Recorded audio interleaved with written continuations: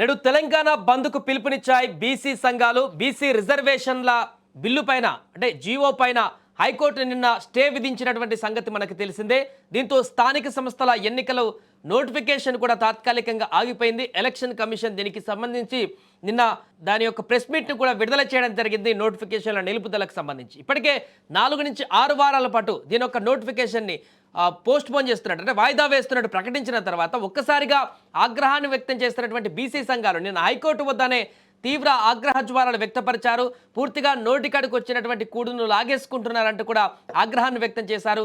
Are Krishnaiah అదేవిధంగా తీన్మార్ మండలం లాంటి వాళ్ళు చాలామంది కూడా నిన్న ఈ యొక్క తీర్పు తర్వాత హైకోర్టు ఇచ్చినటువంటి ఈ యొక్క వాయిదా తర్వాత నోటిఫికేషన్ వాయిదా పడినటువంటి తర్వాత పూర్తి స్థాయిలో వారు ప్రభుత్వం పైన కొంత ఆగ్రహంతో ఉన్నారు. అదేవిధంగా ఇలాంటిది జరుగుతుందని చెప్పేసి ముందు కొన్ని సూచనలు చేశామంటూ కూడా చెప్తున్నారు. ఏదేమైనా కూడా ప్రస్తుతం ఈ నేపథ్యంలో పూర్తిగా రాష్ట్ర వ్యాప్తంగా ఉన్నటువంటి బీసీ సంఘాలైతే ఏకతాటిపైకి వచ్చేట కనపడుతుంది.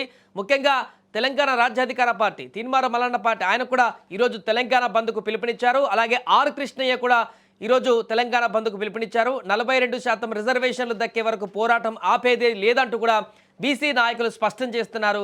ఈ నేపథ్యంలో ఈరోజు బంద్ అయితే కొనసాగుతుంది. రాష్ట్రంలో రవాణా వాణిజ్య కార్యకలాపాలపైన దీని యొక్క ప్రభావం పడేటువంటి అవకాశం కనిపిస్తుంది. హైకోర్టు విచారణ సమయంలో బీసీ సంఘాలు భారీగానే అక్కడికి తరలి వచ్చాయి.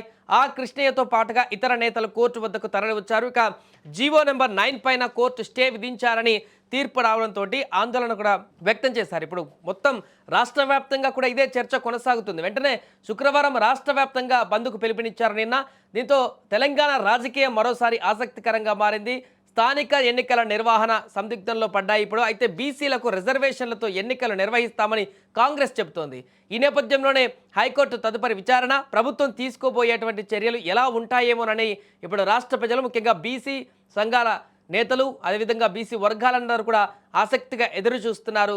సో ఇది తెలంగాణ వ్యాప్తంగా ఇప్పుడు ఒక్కసారిగా రాజకీయ మలుపు తిరిగింది. ఈ యొక్క అంశం అనేది బీసీ రాజకీయం ఇప్పుడు పూర్తి స్థాయిలో అన్ని పార్టీలలో కూడా బీసీ రిజర్వేషన్ బిల్లుకు సంబంధించినటువంటి రాజకీయం అయితే మరింత హీట్ను పెంచింది.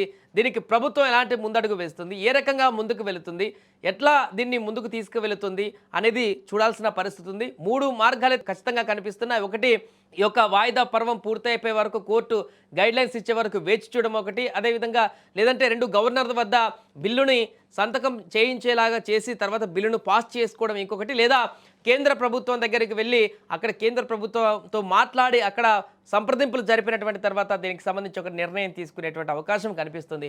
ఏదేమైనా కూడా ప్రస్తుతం ఈరోజైతే తెలంగాణ బంద్కు పిలుపునివ్వడం జరిగింది. చాలా రోజుల తర్వాత తెలంగాణ బంద్ అనేటువంటి ఒక అంశం అయితే ఇప్పుడు తెరపైకి రావడం జరిగింది. బీసీ రిజర్వేషన్ బిల్లుకు సంబంధించి నెలకొన్నటువంటి ఈ యొక్క సందిగ్ధత నేపథ్యంలో బీసీ సంఘాల ముఖ్య నేతలందరూ కూడా ఈ యొక్క బంద్కు పిలుపునిచ్చారు. మరి బంద్ తర్వాత బంద్ ఎలా కొనసాగుతుంది, బంద్ తర్వాత బీసీ సంఘాల నేతలు ఎలాంటి కార్యాచరణ తీసుకోబోతున్నారనేది కూడా చూడాల్సి ఉంది.